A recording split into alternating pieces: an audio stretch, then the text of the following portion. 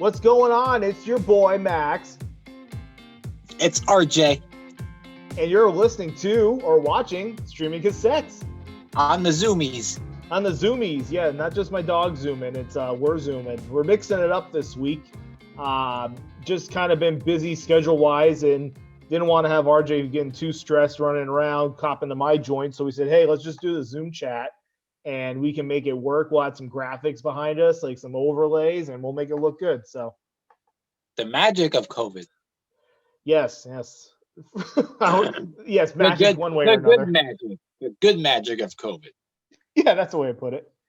But what's kind of cool is I can kind of do a humble brag and give a shout out to my wife, my wife and the mother-in-law on the beautiful Christmas tree they decorated. So you can see my living room instead of the red room, our recording studio. You can see the living room. So nice little change up. But how you been, man? Good, very good. It's been an adulting week, I would say. Oh, really? How so? Yeah, well, I'll tell you more off screen, but that's fine. A couple things in the apartment happened, like the freezer going. Oh, did that finally kick it? Our landlord coming over and trying to help. And to be honest, it's 50-50 right now. I tell you that. It's 50-50. It's like, okay, he did something, but it's still not there. That freezer on top of your fridge there has been a saga for what, 3 weeks now, I think? At least my knowledge of it. Yeah, whatever he did, it's there, but no way where it should be. Well, if anything I know about Aubrey, she'll stay on top of it. That's true. Very true. That is very true. Hey, nothing wrong with adulting. For me, trying to think of anything off the top of the head. Mostly just kind of, we sometimes go a little BTS for the fans, but this is our year-end episode for music, but we're actually recording this on December 5th. So I'll give you a little context here. So, I do classes part-time and I'm just wrapping up stuff. Did some stuff today, like submitting some final paperwork and grades and stuff like that. I did spreadsheets and comedy this semester. So It's been interesting. Definitely good stuff. So it's been good, but I'm looking forward to having the semester wrap up. So that was kind of mostly my week plus work and things like that. So I'm pumped for this episode though. Me too. It's gonna be exciting. Yeah, it's kind of, you always think like, oh yeah, I got these songs I love. But when you actually have to put the effort in to make the list and plan out what is your 10 favorite songs of a year, especially of all the fucking years we've had, this year's kind of crazy. And I think the craziness translates to this list. Not so much the music was necessarily crazy, but it shows you what can happen when you're not having concerts or shows or festivals. And yeah, it's just interesting. Yeah, and this is a little a feed off of Spotify and Apple putting their year-end review for their users out, and we just thought this might be a good time to do our 2020 countdown. Oh yeah, not a sponsor. And thank you, RJ, for saying that, because that was what made us decide to do this. You are seeing this episode later on in the month of December, but the Spotify Rewind, or is it called Rewind or Recap or Rewind? Yeah, Rewind. Yep. That came out this week for everybody. And for example, my brother, you guys know, shameless plug. We'll talk about him tonight, but in Two Man Embassy, they had their numbers out just like any other artist. And it's really cool to see the growth and what people listen to personally, or even if you're a musician or a rapper or a band or a singer. It's just really cool to see all the success. Yeah, it was cool to see. The new thing I like is the genres they put up for people, like what their top 5 genres are. But the number one thing that I thought was cool this year was the countries. Were they more in depth on the countries than the past? I think so, because 90 countries for a band, it's 90 countries. What? Can we even name 90? I mean, we probably can because of Europe, but still, 90 countries. That is actually a good point. It is pretty crazy to think that I think there's 90. I think the limit that Spotify has, because obviously they're not in every country due to different governments and policies and censorship, but I think they're in 92 countries. So if like you hit all 92, that's kind of impressive.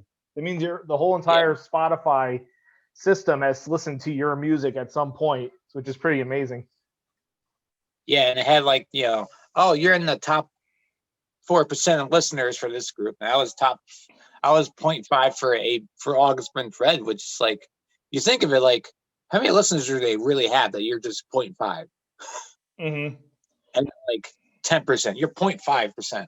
I have to say, even though I am an Apple Music subscriber, and mind you, I should say this as a disclaimer, obviously I have Apple stuff. I'm an iPhone geek. I'm all about Apple things, but I do respect Spotify. They have a really in-depth, like, AI on things, and just overall. I wish Apple's Rewind thing, which actually I don't even think a lot of people know there is an Apple Rewind. You have to go to a website and do it, which is by Apple. They made it, but the Spotify one has way more information, which is really cool. And I wish that Apple's will get there, but beggars can't be choosers. But yeah, no, like for example, my brother, I think with their group, there was like 25 people that were like in that category you're talking about, the 0.5.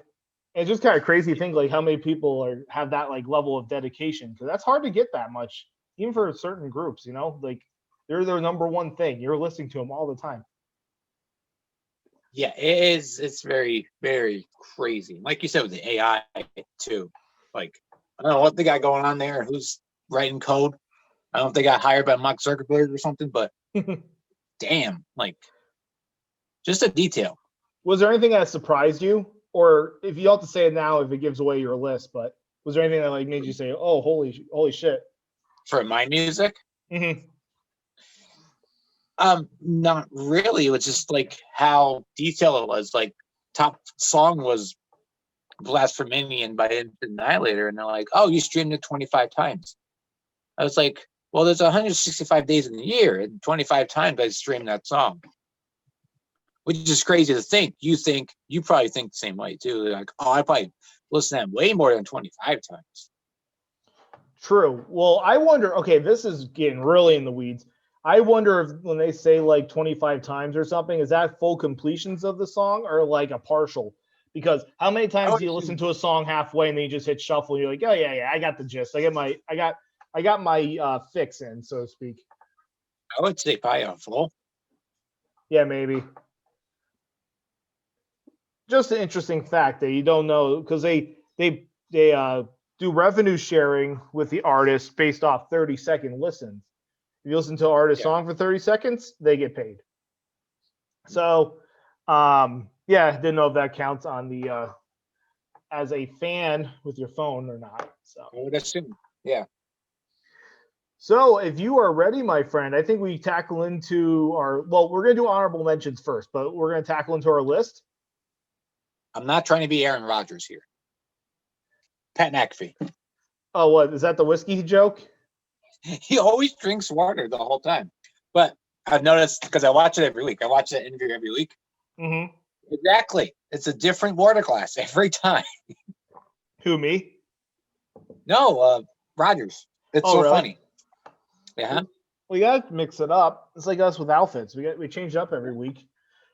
Actually, fun fact, or not fun fact, but question. Have you ever had the same outfit yet twice? I've yet to have it. I'm really trying not to do two outfits at the same time on the show. No, but I think we'll get close. Yeah. I'm getting close. Yeah. It's bound to happen. But yes. I keep trying to change up the combinations, be like, did I ever wear this on air? Me too. All right. Before we dive in, we should probably do some housekeeping. We just want to let you know you're listening to Streaming Cassettes, and we are part of Wingman of the Year. Yeah. Shout out to Hunter. Actually, the first episode of Wingman Business, which I recorded with him, finally came out this week, so that was pretty dope. Oh, of course, we might have a guest. My brother. Let's see. Of course. Let's ask him his top song. Yeah, we'll page him in on this. Hey, what's going on? You are another live recording of Streaming Cassettes. Oh, what's up? Were you gonna show me something or? No, I was just gonna talk, but yeah, if you're and Cassettes sesh. Yeah. Just call later if you're done. Yeah, I'll call a little bit. I would. All right. Peace. Peace. I was gonna say we can't like do it. We should just have him be like the third like rectangle. Yes, Yeah. that's gonna happen soon. I might even cut that out because I don't know how Spoiler professional. I don't know if that's professional or not. But what I was gonna say about Wingman of the Year is Wingman Business just released this week, which is awesome. There's always Winging It too, and the Kevin McTaggart podcast. Did you hear what Kevin's doing in 2021? I did not. On Twitter and Instagram, he was talking about how he's going to try to quit his plan is to quit his 9 to 5 and do either gig work and like side hustles combined with comedy and try to pursue his dreams. Boom. Very ballsy, but I respect it. Yeah, good for him. Especially, yeah, I think he's in a good spot. You know, to my understanding, I'm pretty sure he's single like a Pringle, so I think he has a lot of like he has some flexibility when you have just yourself to look after, which is great. So Yeah. yeah. Well, good for him. Good friend. And we got our merch on there, wingmanoftheyear.com, got blogs.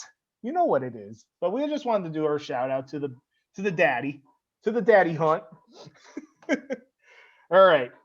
Let's go into honorable mentions because I got a soapbox that I need to stand on. Okay. This list was interesting, right? Because it's for 2020. Understandable, right? But sometimes it takes a little while for a song to pop off. And I'm doing research, and there was 3 songs that I really liked. And I'll just tell you right now, these 3 songs would probably been on my top 10 if it wasn't for what I'm about to explain to you. So we're researching, and I saw the songs. I'm like, oh, they were made in 2019. And we're not talking about like December. I probably could have snuck away with that because behind the scenes, me and RJ were talking like, yeah, we can do December. But one was like February, one was July, and one was like April. So you're torn, right? Song came out, but the song didn't really make it until 2020. And this is something that comes up all the time. There's artists that take years, like Lady Gaga, like had music came out like late 2007, but she didn't really pop off till like late 08 or like early mid 09. So it's kind of like they own a year, but the music didn't come out then. So how do you validate it for a list?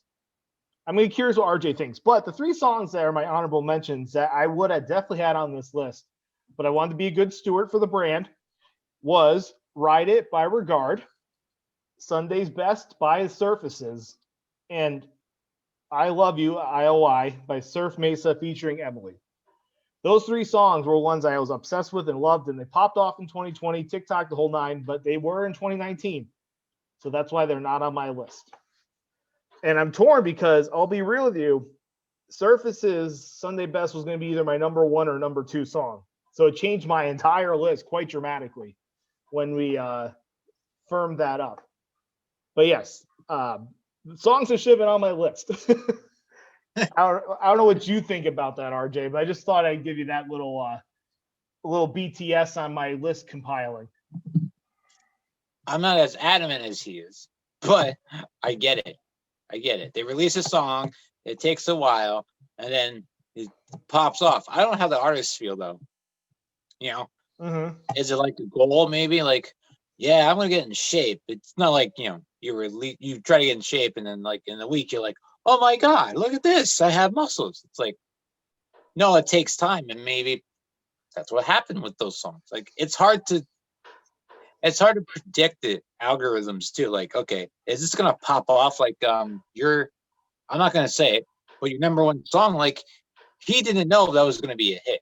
That was like the last song he recorded, I believe, on that record, right, according to Spotify, because they had like little facts on some songs, and that was like the last song he was gonna record. He's like, yeah, just throw it on, and then it was number 1 single for him. So it's like you release a song a year early, and then all of a sudden 2020 happens, and you're like, oh, okay, and maybe it's because of 2020. True. I guess it's because interesting. 2020, I'm gonna hear some new music because I have I have all this time on my hands. So do you consider those songs as like 2020 songs, or no? Are they not validated? It's kind of like, do you treat the pop off period or the release period as the song? Yeah, that's a tough one. I have no like answer for that. It's like you release a song, it's 2019, I released it. Mhm. And then you wait, and then, oh my God, this pops off now for some reason. It's kind of For like whatever, oh, go ahead. I'm sorry. whatever reason that happened, it happened at 2020. But I released it 6 months before. Right. It's kind of like the didn't- Lizzo effect. Yeah. Because she had music that came out. She had a single, I think it was Juice, from my understanding. And well, I know Juice was a single, but just from the story. So she had music out for a while. She had Juice come out, people were like, oh, this is cool. And then they went through her catalog and they found Truth Hurts, which came out in 2017. And that popped off. That became the song. And then other songs from hers from 2017 were like popping off like Good as Hell and different other things. And so her back catalog from like 2 years plus was giving her relevance, which was really interesting to see that, because that's a really big gap. Usually it might take like 6, 8, 10 months, maybe a year, but usually after a year, you don't really have like huge blow up. Like there's very rare stories like that. But yeah, no, it was just really interesting to see as I'm going through the list. I'm like, shit, well, these songs obviously weren't big in 2019. They were big in 2020, 100%. So it's kind of like, do you take that into consideration or not? But we thought to be clean cut for this, that we would do that for this countdown be just 2020. I had problems too. Yeah, what I were had your problems, problems too. Childs? I was running into problems with certain songs and certain artists because, and this might be a production thing because it's, we're in 21st, 22nd century, whatever.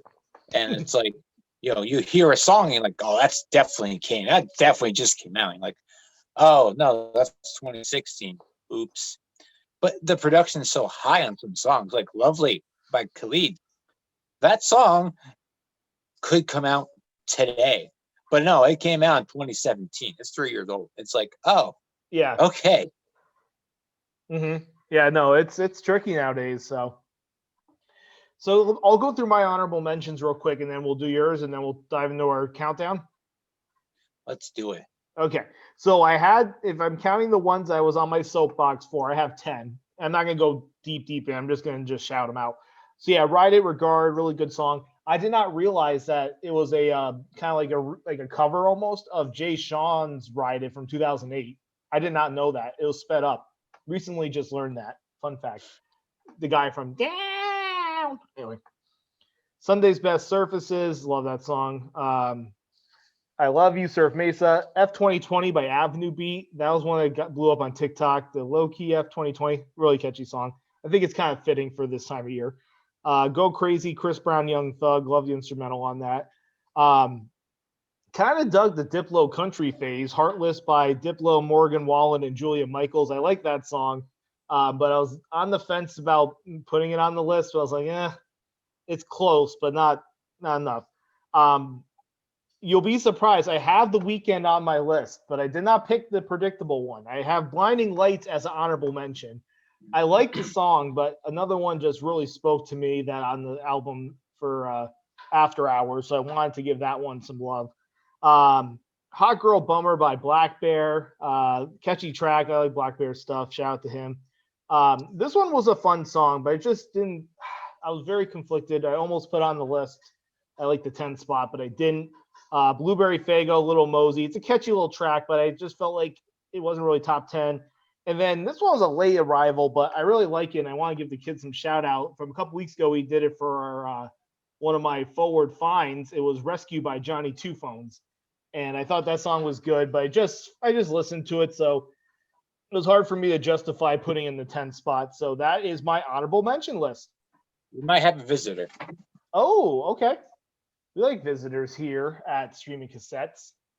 We'll see who it is. But yeah, that's the list that I have. So if you want to check out these songs from some great artists, you definitely can.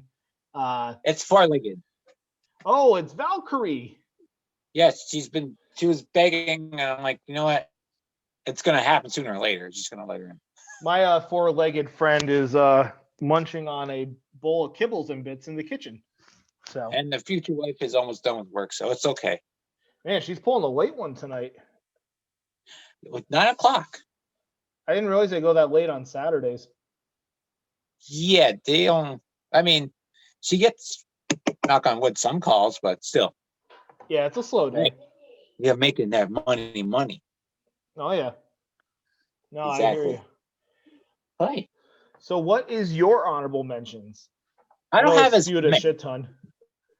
I don't have as many, but you know what? It's okay. It's okay.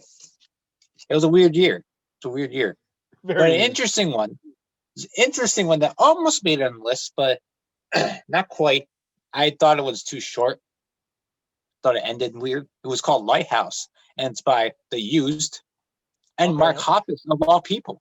It's a great song. I thought it was like too short for me. Great song. I mean, Mark Hoppus does a great job on the track. And it was interesting I didn't even know it was a 2020 song. Really? Okay. Yeah. Gotta give it the Chills by Two Man. They're on my list, not Chills. It's a great song. Putting Chills in the honorable mention. I dig it. Yeah, it's great. It's great. I do have August Burns right on this list, and when we get to it, I'll explain why I didn't pick this one. But Bones, Defender, Paramount, they had a great album come out called Guardians, which was really good. Some other ones, The Monsters with All Time Low and Black Bear, very good song. That was a good one, yeah. Yeah. So Everything I Wanted, Billie Eilish. I didn't put that on because I thought people were like, let's go with the Grammys and shit. Like, yeah, okay, whatever. That's why I went with something totally different. So, but yeah. I respect that. Yeah. There's some others, but I just can't think. Well, it's hard. You're going through your list and then you start adding songs left and right, and you're like, oh, geez, like, yeah, this was a good song. This was a good song, you know? Yeah, exactly. It's like, oh, I missed that one. And actually, there was ones on my honorable mention list I didn't even put on there because I'm like, okay, after 10, I'm getting a little ridiculous here. So I'm like, I'm limiting my honorable mentions to 10. So, yeah. Because honestly, it's just more like, that's just me doing I'm not going to do a deep discography dive on those. I'm just being like, yo, check those out. They're good. I like them. Exactly. If you really want to learn more, then hit us up on the DMs or story, and I don't mind giving the backstory to any songs of why I like them. So. Oh, no. We'll try to go deep, but not too deep. I know. If not, we'll turn into Joe Rogan. You guys will fall asleep over here. Oh, God. Yeah. Jesus. So you ready to do our top 10? Top 10 2020. Top 10 2020 list. I think before we go deep into it, I think the big thing that you'll see for a theme this year was you had a lot of like kind of like familiar faces that made a presence in music. And I think the other thing too was you can't say 2020 for music without mentioning TikTok. I think it really filled the gap for concerts, and a lot of songs rose to the top. I have some that are kind of maybe some TikTok ties to it. Well, my honorable mention list definitely did, but I think you can't be remiss without mentioning that this year. Like that really was what 2020 was about in the music world. And I don't know what's going to develop, if it's just kind of a short blip or if it's going to be a powerhouse for this coming decade in music. I guess we'll see. We'll see how long I don't know. It depends what comes back. Concerts come back. If we nip it in the butt, what's going to happen to TikTok? You know? Yeah, no, I mean, I think it'll have I think TikTok will have a presence. It's just more of, will it impact the charts at the rate it did this year? Yeah. Because you're right. One of the biggest areas that can alter chart changing wasn't happening. So, but yes, fingers crossed for concerts, normal concerts that you don't have to be all socially distant in 2021.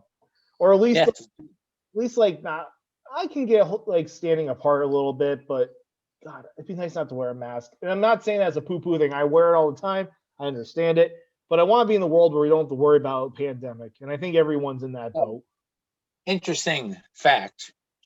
In Japan, pandemic and pre-pandemic, you get 2 sets of tickets, which I think America should do too. You get tickets where you sit at a concert, or you get tickets where you get to stand and dance. That's kind of cool. So you can kind of pick.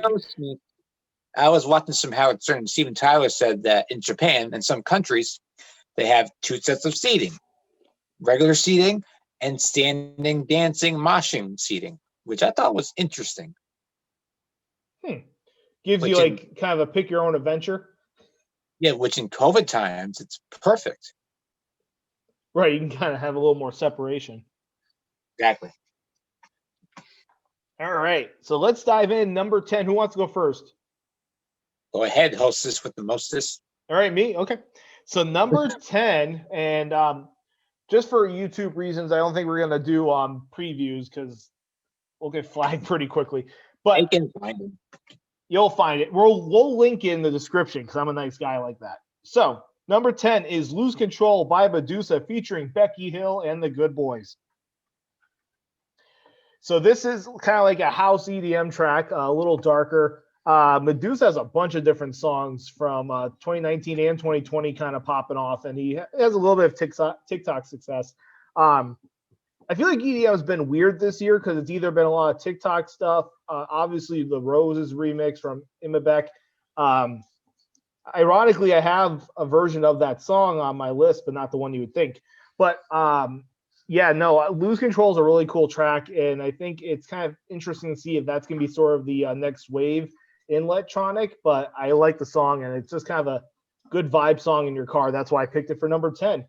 And just so the audience knows, we both listen to each other's lists, so we know what we're, reviewing and how we feel about the songs. Was that a sample? Or is that original? I want to say original, but let me check. I've heard that somewhere before. It might be that song. Which one? So you've heard that? You think you've heard it before? Medusa. Yeah, I could be wrong. It could be the original song.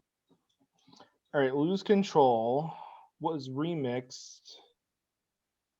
It's showing on who sampled the app that there was not any samples. But let me. Yeah. Okay. Let me Google it just to confirm, but by all means. Not a sponsor. Not a sponsor. No. Don't forget, we're part of Wingman of the Year. And we have merch. And we have other shows. Kieran McTaggart. Is it called Wingman? Winging It? Wingman Business just came out. Go check it out. Wingmanoftheyear.com. It's Deep House is the subgenre, in case people are interested.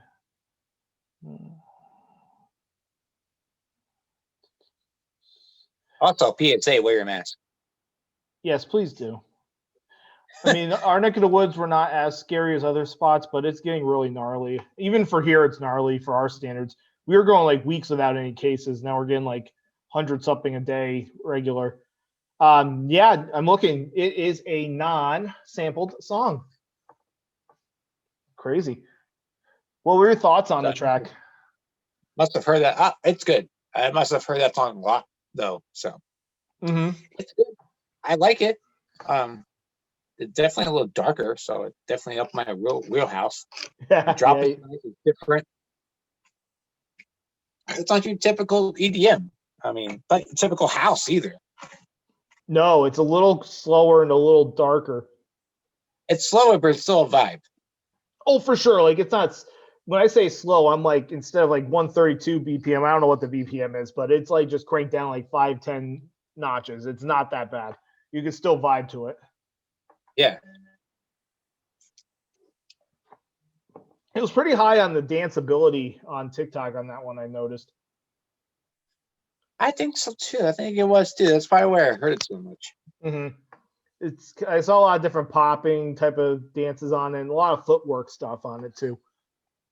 But yeah, that was my 10. If I had those other 3 songs, it may have went to my honorable mentions, but I think when I was really boiling down my list and what songs kind of spoke to me in the year as far as like my taste and different stuff, and I felt electronic is in an interesting spot because I think a lot of the big players took the year off because of all genres, it's really the most dependent on a festival atmosphere for different songs to kind of get, growth or like the club scene. And so, well, obviously we're in a technological world, but I feel like how streaming works with EDM songs is that they hear it at shows, they love it, and they look it up later. Versus like I feel like rap, it's more the artist releases it, and then you just automatically grab it. You kind of know what you're getting into if you like Drake or Travis or Playboy Cardi or The Baby, whatever.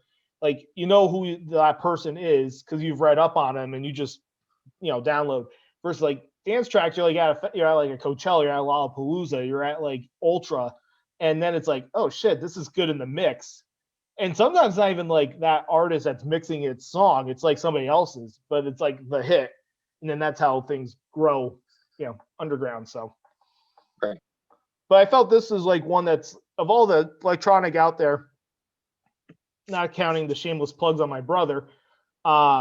It's right. I mean, I'm trying to think from like a more macro perspective. It was one of the more original things that I listened to during the year. So that was my 10 pick. All right, let's go to your number 10. Definitely a mix up for you. Oh yeah, definitely a mix up. It's a kind of a surprise for everybody, but I enjoyed this album and I was surprised when it came out. And so number 10 is Godzilla by Eminem. I really dug it. One of my friends was over, stuck in a snowstorm, and it was early February, January, maybe March. I don't know when it came out. I don't remember. It's 2020. Yeah, it was She's definitely like, that hey. quarter one. She was like, hey, Eminem just released a new album, Godzilla. You should listen. Listen to it. I'm like, oh man, he's spitting. He's spitting like Rap God again. And the beat over it and Juice WRLD's Future was really good. First time I heard Juice. First time. Rest in peace. Yes, rest in peace. That's first time you heard Juice WRLD? And I'm like, I vibe with this guy. I gotta check him out. You know how I am. If it's popular, I'm like, I need a break. Then I'll go check him out. Yeah. It gets overwhelming. It's something that gets like popping, especially TV shows and movies. Oh, like to catch up on artists? Yeah, just like, hey guys, all right, let's see how good he really is. And I'm like, okay, I can vibe with him. Not bad. I'm just how people get. So you never heard of Lucid Dreams until after listening to Godzilla? Yeah, pretty much. Yeah. Holy shit. Okay. It's not a bad thing. Listen, there's artists that I haven't listened to, I'll be honest. So like I get it. Interesting on that. When a TV show comes out, unless it's Tiger King, I'm like, yeah, I'm not gonna watch it until everybody has their moment. Then I'll go watch it. But you convinced me in Tiger King, like, you need to watch this, just watch it. And within like 2 days I was done because it was just shit that happened. I mean, I told you, I remember telling you, I'm like, no, RJ, like, you know me, like, I'm not like usually somebody vibing on an animal documentary. I'm like, you need to watch this. This is different. This is so different. Who would have thought that would have brought 2020? Like, after that, everything went to shit. Like, everything just started slowly happening. Insane. That was like right when quarantine was happening. We're popping on Tiger King. I know. Now, like, nothing else to watch.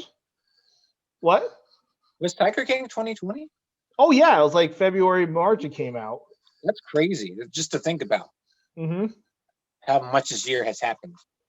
Oh, I know. It's crazy how much this year has happened. Remember, we went to hockey games in 2020.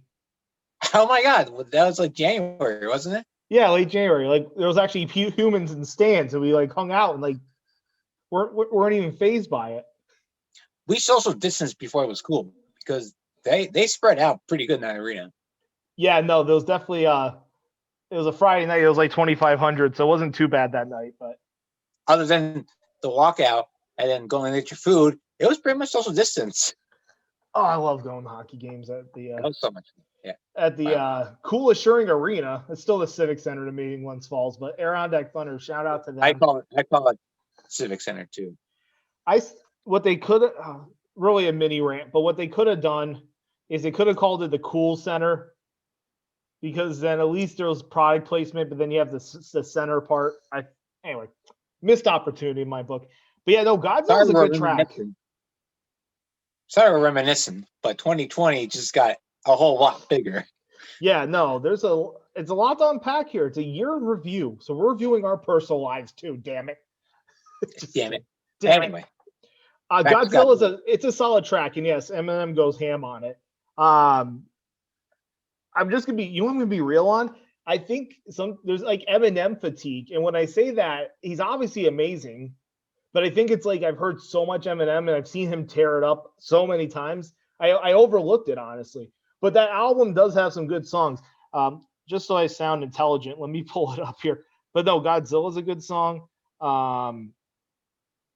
Let's see. Let's pull up trying to remember some different ones. Wait, did they got Don't rid of forget like the half that? Vikings. They got rid of like half the album on Apple. What? How much is there like more than 5 songs on that album? Oh, yeah, it's like the Eminem show. It's like so many songs. Yeah, they only have 5 that you can listen to on Apple. Yeah, there's like at least 18 because there's a skit like Eminem show and stuff like that. Well, that's my library. That's why. My bad. I'm looking. I'm like, there's definitely more songs than that. I'm sorry, fans. The Darkness. That's the one I was gonna try to bring up. Yeah, that's a good one. Yeah, maybe not. I show complete album. Okay, yes. Yeah, there's 20. Okay, I'm looking at it. I'm like, there's obviously more than 5 songs. Okay, sorry, boomer moment. No, Godzilla's really good, and yeah, it's sad that that's a Juice World feature, and it's like he's not here anymore. But and actually, even his like after posthumous, I don't know how you say the word, but it's like music after you pass away. His song with Marshmallow was kind of fun. I will give him that too for Juice World. But yeah, great number 10 song, RJ. I was like, yay, RJ got the hippity hops on here. So I was like, respect. Number 9. All right. So this is another one of those that I was on the fence about, but I was like, fun fact, because 2020 is weird, like different songs, if it's earlier in the year, you end up just like listening to it more than like a newer song, like in the last couple months, just because of time, right? This one was actually my number 2 played song because I was just really into it at the moment, and then it faded away. But I still appreciate the song, mind you. And that is Don't Mind by Louie the Child. They're an electronic duo. Chicago, I want to say they're from formerly, but electronic duo. My brother put me onto them back a few years ago. They have a couple different songs I like. They're probably their biggest song they're known for is Better Not, which is a good track. But yeah, Don't Mind. It's kind of this airy poppy vibe, but it's definitely kind of that hipster electronic element too. It's weird because I was hoping for more from them in their album that came out because I thought it'd be a little stronger. And they actually had a feature with Foster the People, and I was really hoping that one would work well, but the arrangement was very odd, and it kind of was more of a letdown. But of the songs on that album, I did enjoy Don't Mind, and so that's why I picked it. But yeah, no, Louie Child's pretty good stuff. I kind of hope they turn the corner and maybe like bring it back to some of their older vibes because weird album, the new one, but you try new things and sometimes it doesn't stick. I'm curious what you think about them. I will say this has 2-man vibes. Yeah, a little bit. Definitely has 2-man vibes. Good song, and like this sounds like 2-man, and it was definitely a good track. It wasn't my favorite, but I will say it was a good vibe. And to go off when you said about Foster the People, fun fact, I do listen to them from time to time. And I will say this, they do have some weird arrangements. Like stuff that doesn't make sense. Yeah, RJ, just to put like in your notes to listen to when it's like we're done with the show, listen to Every Color by Louie the Child and Foster the People, and you'll see what I mean. Because at first you're listening to the song, like the hook with, obviously Foster the People, and it's like, oh, it's kind of good. Like you're vibing. And then like it changes up and you're like, okay, you're kind of like you're expecting to have like a hit here or a drop there, and it's like this is very weird. Like on paper, when I remember seeing the preview, I'm like, oh shit, this is gonna be cool. And then I was like, Well, if you listen to their biggest hit, which is Pumped Up Kids, like the arrangement's weird because his voice is so low in it, and everything else is like still quiet, but somehow overpowering him. Right, but it works though. But you're right. Yeah. It's not often if you do weird arrangements, it's going to work every time because that's like, the only songs with theirs you listen to. There's 2 songs with Foster the People. And mind you, I don't know their discography well. So there's any stands are going to hate me. But obviously Pumped Up Kicks. And then Sit With Me because I heard it enough times on Z. I'm like, okay, that's not bad. But it's definitely a distant second to Pumped Up Kicks as far as the vibe. Yeah, and it's still a very weird arrangement. Oh, that horn. You hear the horn? I did. Yep, the Rutland horn. 10 of. It's back. Back again. It's back again. The little Eminem reference. But yeah, Don't Mind's good. Like I said, if we could have had those 3 songs of 2019, Don't Mind would have been my honorable mentions. I won't lie to you. So it's good. But yeah, that was kind of my feeling. I felt it deserved it since I played it so much earlier in the year. Right. All right. So number 9 for you. Okay, so as you know, I switched it up because I was like, you know what, I want to switch this up. I re-listening to my list before the show, I was like, okay, I'm going to switch this up now. Got threw it together. I know these are going to be my 10 songs. I'm like, okay, this is a good order. I'm like, wait a minute, I got to change this. Number 9 is Therefore I Am by Billie Eilish. Oh, wow. Okay. Because on your original, which is, I mean, does it give anything away? You had it number 6. Okay, yeah. So, yeah, it was higher. But the more I thought about it, is this. This might be the newest song on the list, on both lists, maybe. Because this just came out at the end of November. Oh, did it? I think so. This might be the newest one on our list. We can Google it quick. I think it is. Anyway. Definitely for you. I actually think you're right. I think it is the newest one. I'm looking at mine really quick. Yeah, no, it is. I'm just changing up my list so I can have it for your notes. Without giving anything away, can you tell me what your old number 9 is now? I don't even remember because I switched it up so much. All right. Well, I'll chuck it in the 6th spot. Just to make sure. Yeah, because I don't want to spoil it for these amazing people that should like, comment, and subscribe to our YouTube channel. Okay. Streaming Cassettes, YouTube. Yes, perfect. Okay, I got it fixed. So yes, tell me about Therefore I Am and why you picked that one. Okay, so this is number 9 by Billie Eilish. So Therefore I Am. When it first came out, I'm like, yeah, pretty good, not bad. I actually saw it on another YouTube channel called Roomy Official. Not a shameless plug because he has like tons of followers, so whatever. And he said it was better than Bad Guy. And I gotta be like, no, it's not. Bad Guy, that's just a different vibe from this song. But I played this in my car the other day. I'm like, oh my God, that bass line is so good. It's probably not even a bass. It's probably their keyboard. Like Charlie Puth on us and just be like, yeah, I wrote the bass. Check it out. On his keyboard. Yep. Anyway, it's a catchy song, and I vibed with it pretty quickly. Within like 2 listens, I'm like, okay, this is really good. But compared to the other 8 we're about to have, I had to bump this up to number 9. Okay. Re-listening to my list, I was like, you know what? I vibe with these songs harder. Therefore I Am is a great song. It will probably hit 1 billion listens, I'm sure, because of how. Excuse me. Oh, that freaking seltzer, man. Gives you that burp. Burpees. Yeah.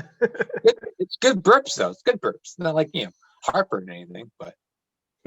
Yeah, right. This will probably hit 1 billion views on Spotify and by Apple, by YouTube, probably by the year end, or at least the beginning of 2021. But I like the vibe. It's a nice little FU to the media, because I know they've been all over her for some stupid reason, but yeah, the reason I love a couple bits. Freaking bass line is so sick. It's really catchy. You're definitely you're a much bigger Billy stan than me. I'm more like some of the stuff I like, some stuff I don't. If I'm being honest, I'd rather be honest with the folks and not. But this one's actually catchy. I have it downloaded in my library, so I do like it. I think the arrangement's really cool on it. And actually, sometimes with Billie Eilish, she'll sometimes in certain songs be really quiet, so you can't understand what she's saying. And this one was a little better on the lyrical side, so I dug it. And then plus, obviously, the meme worthiness of the "Stop What You Talking About" breakdown there, which you see everywhere now. it's definitely a solid track. So when I heard that, I'm like, okay, I totally get why RJ is vibing with this. So I would definitely respect it. Here's my take on Billy, even though I'm like more of a deep diver than you are. I will say this, like, Where We Go, We Fall Asleep is a great album, but I really like her stuff like Ocean Eyes and My Future and the songs she did with Khaled. Like, I like that stuff more than like Bury a Friend and When the Party's Over. Those are great songs and they really hit me lyric wise, but like you said, they're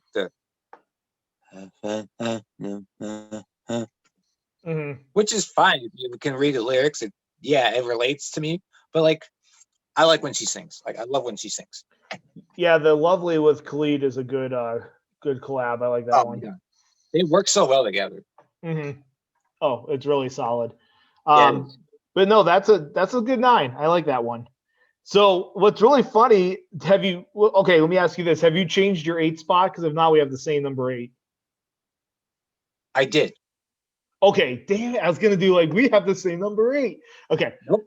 All right. So number 8 on this list for me, and when I say this, you might hear this song again on his. So I'm curious how, but we'll just do it, right? Okay.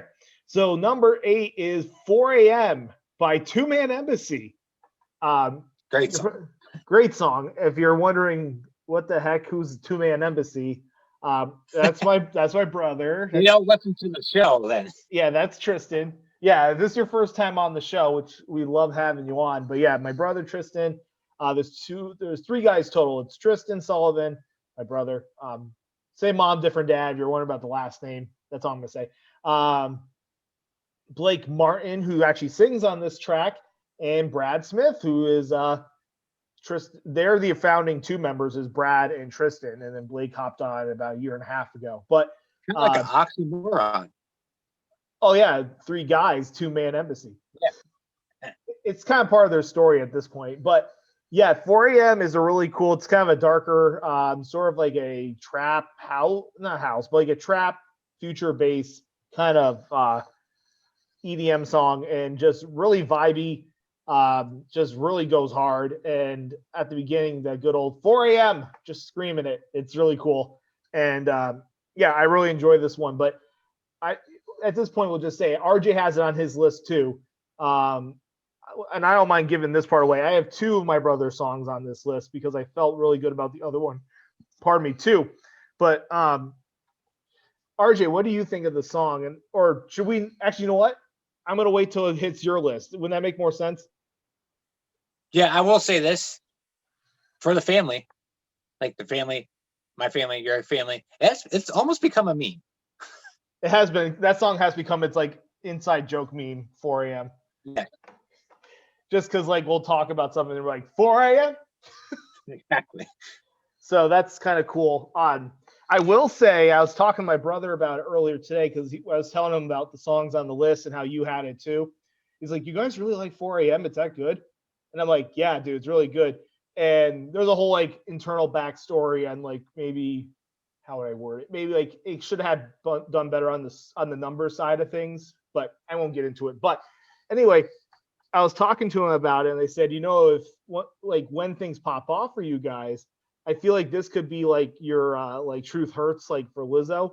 And what I was trying to mean by that is a song that's like older, like a year or 2 ago, and it randomly blows up because people are like, "Wow, that's really good," but never got a real look at because you're kind of independent and on the up and up. So I feel like 4 a.m. is one of those songs that I highly recommend. I can see really having some success down the line. Yeah, and it's a possible TikTok song too. I mean, you memed it in one of yours. My first TikTok, yeah. It's perfect. Yeah, it's perfect for that. Yeah.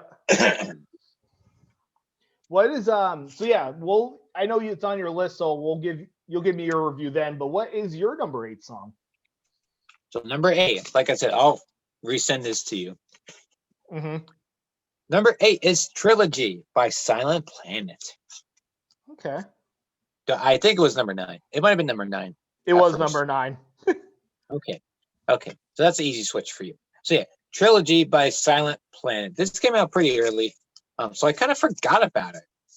But when I was doing my list, I got my top 5 pretty quick, and I was like, "Wait a minute, there is something else in the metalcore scene that I forgot about, and it was this song, and I forgot how much I loved it. I will say this: the one negativity about the song, it kind of ends weird.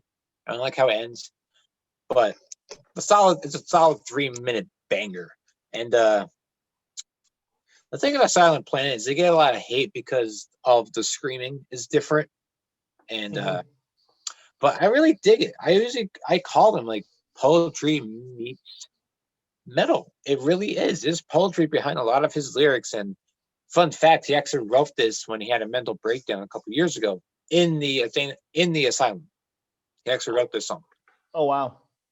On the floor, on the fourth floor, whatever you want to say, fifth floor, whatever. He actually wrote this in the room as he was getting treatment. Well, sometimes Which you is get crazy. your best innovation that way. Yeah, and he had a lot of problems. Not to go on the rant, but Garrett Russell, the singer, was a star athlete cross country, and something happened with his leg, and they thought he was going to be paralyzed. He was in a wheelchair for a long time. Oh wow. And luckily, everything healed just by rehab and doing well with diet and stuff. He kind of healed it on his own, but it took him years, and a lot of his songs were written about his time in the wheelchair and how like he was a star athlete, and then just everything just went bang, done, over a silly injury. Man, so crazy. Yeah, but I like the song, but I just don't like how it ends. I think there's other songs by them that are stronger, but for the 3 minutes, it's strong. It's a strong song, especially for 2020. Yeah, it's interesting. So one thing I kind of took away from your list compared to how I know your music taste is, obviously you have some bangers and mix-up stuff, but it was actually a lot less like Cookie Monster metal as I thought it was going to be. I was like, okay, like it was definitely had a lot of melodic vibes that I could have relatability to. Not that matters to your list, but it was just an observation. So this one I felt like was your hardest track of the bunch. Is that a fair estimate in your opinion? Yes. Okay. As I was listening, I kind of put it as like a little like mental post-it note. I'm like, yep, this is definitely RJ's hardest track on his list.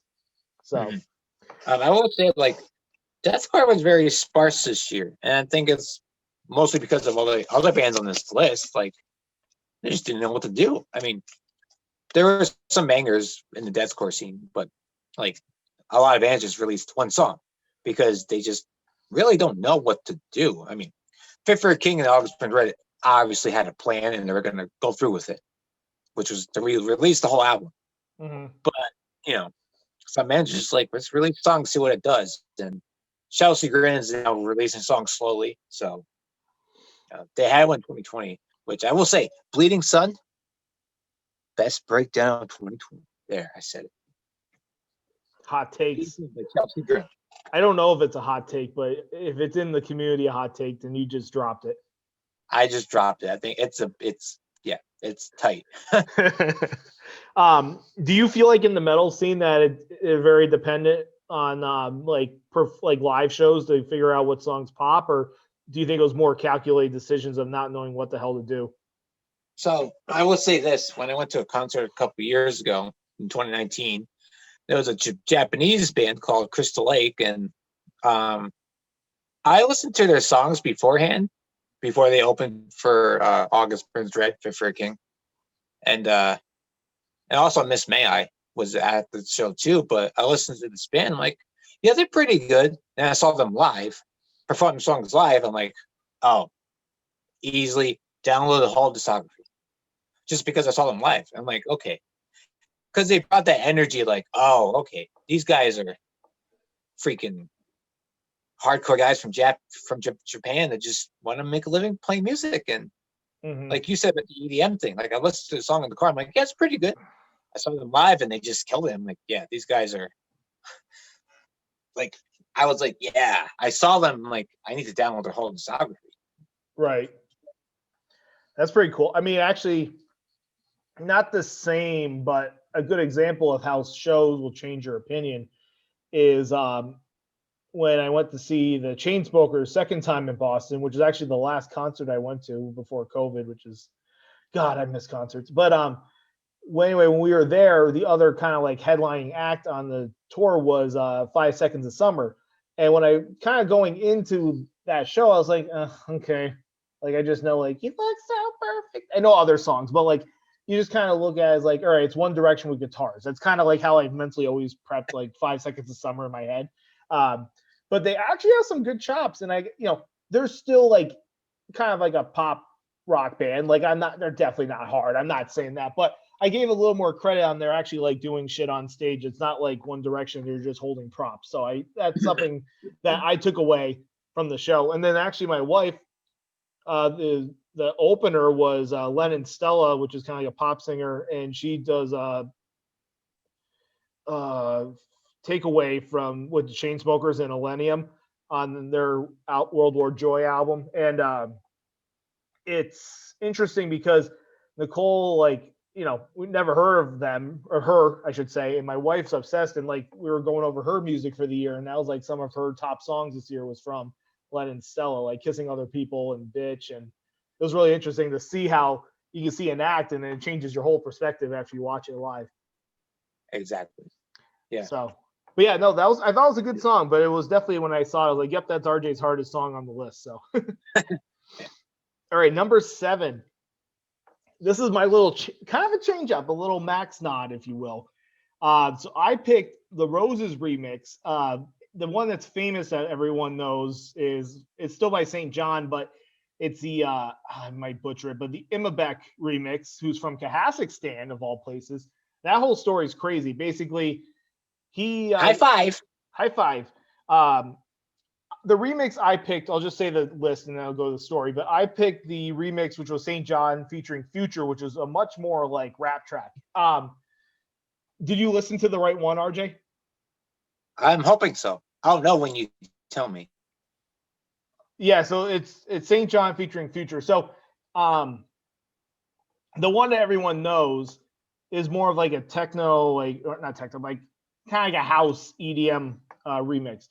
And the story is like basically the song Roses originally, the original is a wicked slow, like kind of like this horrorcore rap song from 2016 from this Brooklyn rapper named St. John.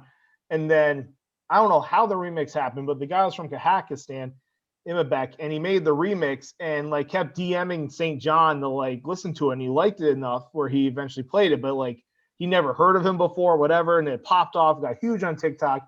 Freaking top 5 on the Billboard Hot 100, and it's good. Okay, here's what I feel about the original. A couple of times you hear it, like, okay, this is fun, this is catchy, but you don't know what the heck they're saying because they sped up the words so quick.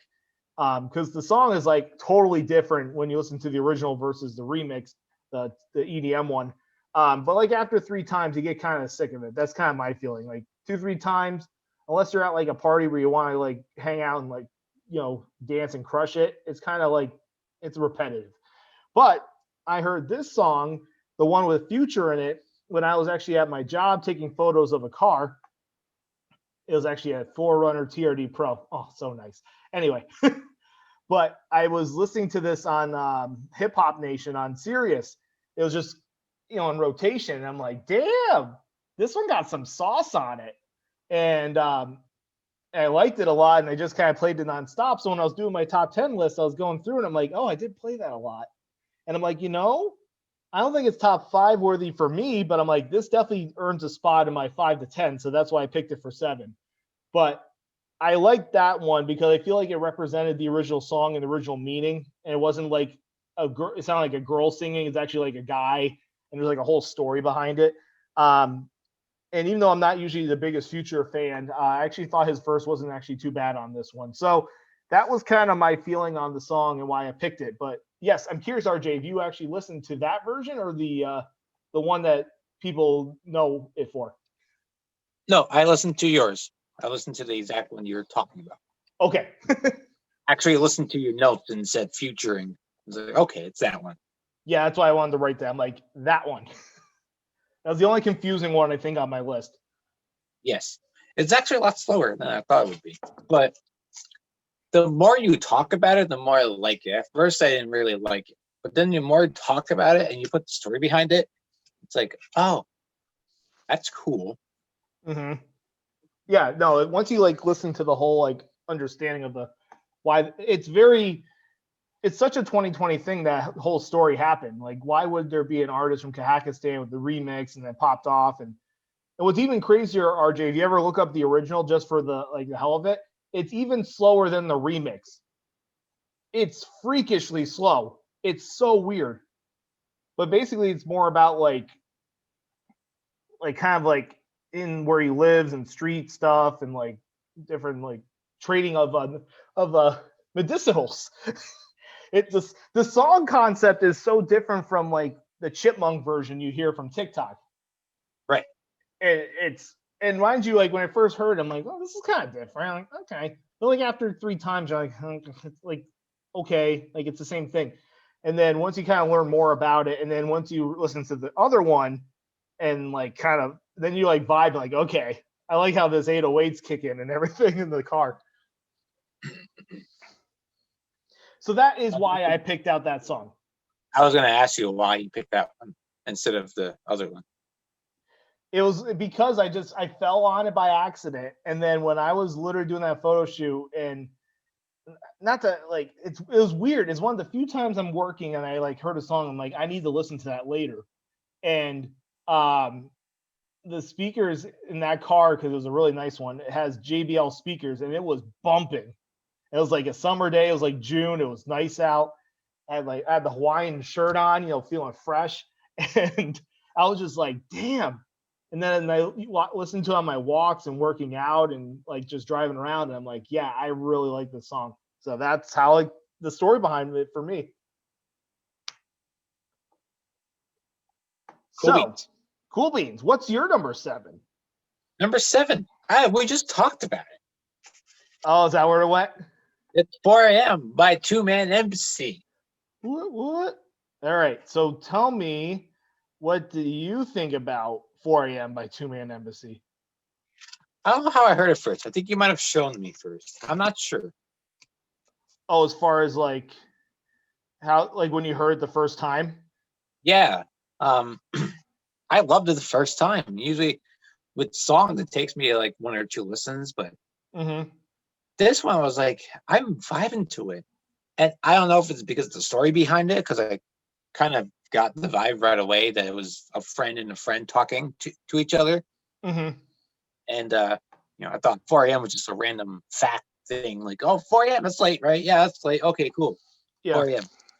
I just love how Blake comes in at the part. And I love the drum part in the pre-chorus to the build up to the drop. I mean, I love the drop, and it's not one of his most technical drops, but I like Dreamcatcher with all the bloop and crap in it, and the, yeah. You never heard Dreamcatcher? Go listen to it. That's some old school to me.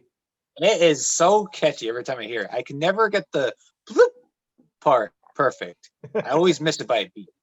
Yep. But yeah, it's not one of his technical ones, but it's just so simple, and I don't know, it hits different than any other of his other songs for some reason. Yeah, it's very epic. And what's really interesting, and I think you're going to enjoy this, if that's like the one, if you like that one, the song's coming out on, they have an EP hopefully coming out next year at some point, next couple months. They're wrapping it up actually this weekend, hopefully the next week or two. They're doing mixing, mastering. They're kind of going in that direction as a group. So the bangers are definitely coming out. I think I sent you some as a preview. I don't know if you heard them yet, but they are definitely fun. So, not taking anything away from Chills. That was a good one too, but I just vibe more with 4 a.m. I feel like it's a very good combo. I was torn. Like Chills was on like outside looking in on this list, but and there's another one I will announce on here too. But 4 a.m. is a really solid track, and if you take anything away from this, if you want to support some local artistry, I would say give that one a listen. It's definitely really cool. So my number 6 this is like the most shamelessly plugged episode of the shamelessly plugged episodes. My number 6 is my brother's other song. They released actually 5 tracks this year, but I picked 2. I love the lyrics in this, and I love this singer's voice and the drops and the whole story, but it's Unfamiliar by Two Man Embassy, featuring Keegan Fordyce. Shout out to Keegan. He's a solid dude from Erie. Keegan's from Erie, Pennsylvania. And actually, fun fact, you want to know how small world things are? So one of Keegan's like closest friends is name's Liam Rogers, I think is his name. Anyway, he grew up in Erie with Keegan, and then he moved out to Rutland. He lives here because his mom has a job, I think, at Castleton. And so he knows people from Castleton University. And yeah, it's one of these like, because I talked to Keegan one time on Zoom. He's like, "Oh, I have a friend that lives out there." And then we linked up and we like talked and stuff. So yeah, like one of like Keegan's closest friends lives in our county. And he's like helping him with music stuff. Isn't that crazy, RJ? That's amazing. Yes. And I'm like, yeah, my brother's into Embassy, and like we geek over that, and we'll talk occasionally. So if Liam, you're watching, shout out to that. So yeah, no, Unfamiliar is a really good track. It's a little more like poppy, but it's kind of like a dramatic vibe, and the drops are really cool. But I think the lyrics are really neat with like what the song's about. So that's why I picked it. I'm curious what you think about Unfamiliar. I like that one. Just, not my. I love it, but I don't think it's like the 4 a.m. vibe I get. But yeah, still, it's not my favorite, but he's like consistent in what he puts out. Like 2-man, or you're talking about the Keegan part? 2-man. Okay, yeah. Like there's a couple songs I don't like a lot, but it's only like 2 out of 20 songs they have or something. Yeah, I mean that's not bad. Not bad at all. Yeah, they're so consistent for like a small group. I mean, small in a scale. Mm-hmm. Yeah, no, I get that. But yeah, no, that's anyway. I won't dive in too much because I think we've given enough airtime for my brother. But that's a good track too. But also listen to Keegan. He has a lot of great tracks for himself too. I don't know if it's still on there. There was one called High Horse I really liked from him. So, but Keegan, love your voice, dude. All right, number 6 for RJ. Number 6. This was a big year for this band, and they switched up a bit. There's longer Black Bear, but I like that song because I was kind of overplayed at one point. But number 6 is Some Kind of Disaster by All Time Low. All Time Low. I've seen them live. They're pretty fun. Did you? Yeah, they opened up for Blink 182, and I went to see Blink at SPAC with Paige and Josh there. Nice. Yep, it was you would have liked, you would love that show. It was All Time Low, Day to Remember, and then Blink. That's up my alley. Yeah, it was good. No, I picked this one over Monsters and a couple other ones. That album is so good. If you really want to get to All Time Low, I would recommend the hits first. Do their top 5 on Spotify or Apple, whatever you have, and then go into this album. This album they really experimented with, of course, with Black Bear, but it was still their kind of own sound. But they definitely experimented with a lot more riffage in the guitars. They experimented a lot more with different styles of rock instead of just being the pop punk that they are. But yeah, it's a great, solid album. I was kind of like iffy on it because I'm like, oh, it's a pop punk band that's still relevant, but not too relevant as they were back in the day. Solid album. I like this track because it's like, the guy's going through like questions like, yeah, I'm not good enough, but do you still love me and stuff like that. And I think we all get like that some days, like, you're really loving the guy who's beaten up on the inside. Do you still love me? And actually, if you watch the music video, he goes through like an AA meeting, but it's for depression people, which is kind of like a cool little twist on the AA meeting thing. He's like, yeah, I'm a liar, I'm a cynic, and you still love me, but why would you even go with a disaster? And it's a catchy tune. And I just think I want it at number 6 because I re-listened to it. I'm like, okay, this is a lot better than the other ones I had. So, yeah, no, it was a really cool vibe on it. Yeah, no, I had to reshuffle it on my phone, but yeah, it was. I think it was something with All Time Low. I feel like a lot of times they're very classic and like that, like punk rock, punk pop kind of vibe.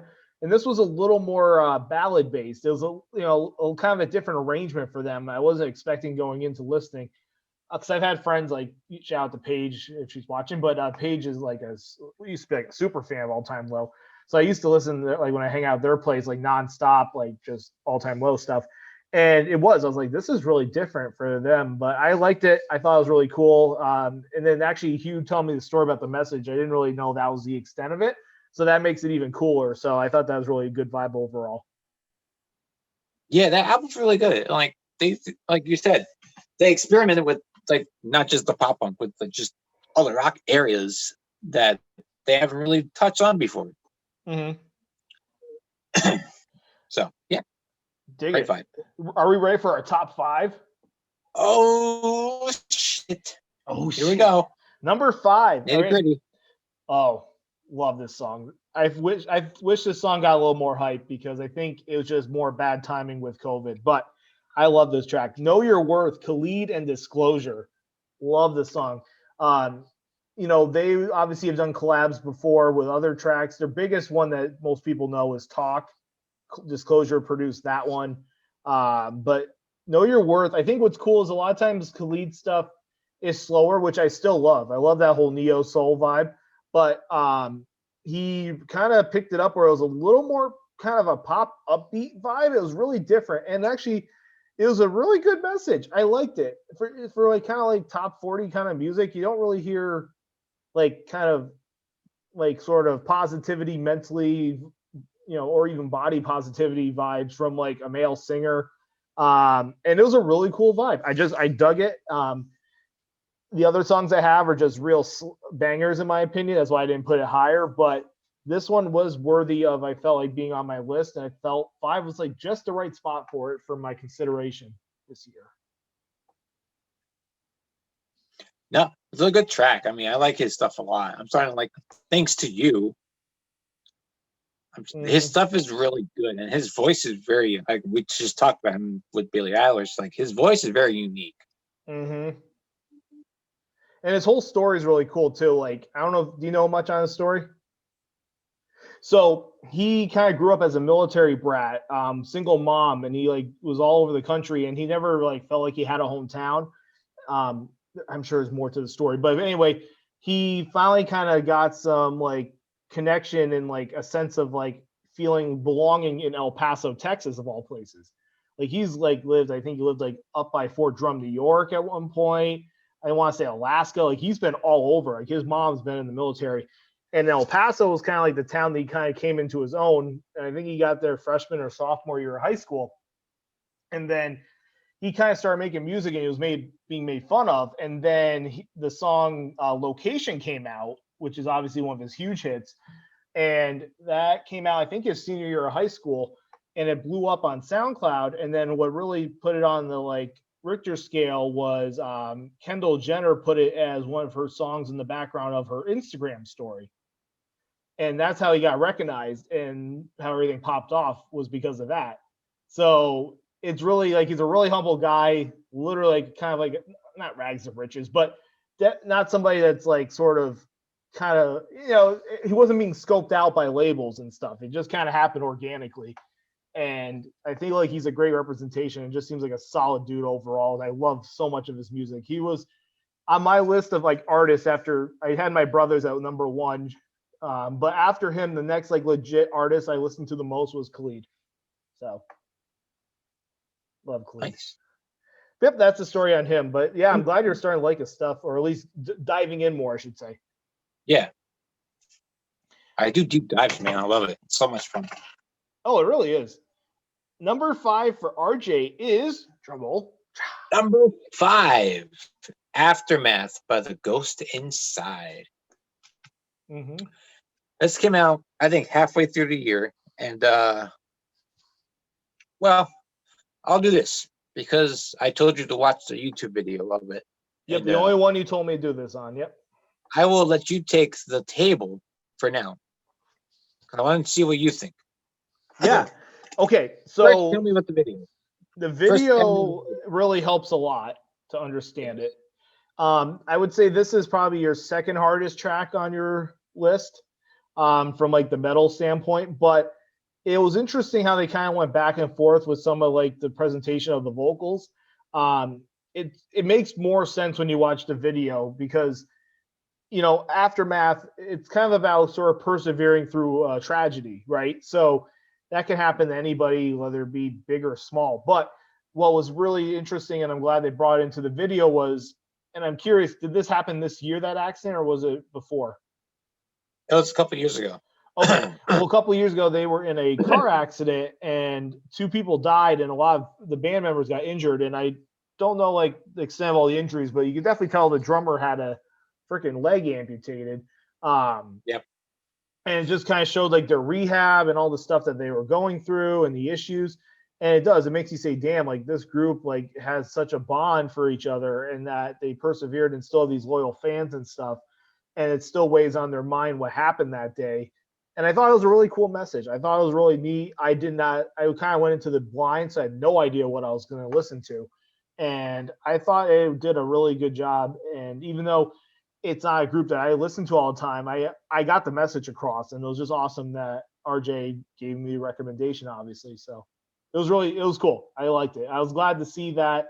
And it did touch me a little bit about what they went through. And I felt so bad about what happened.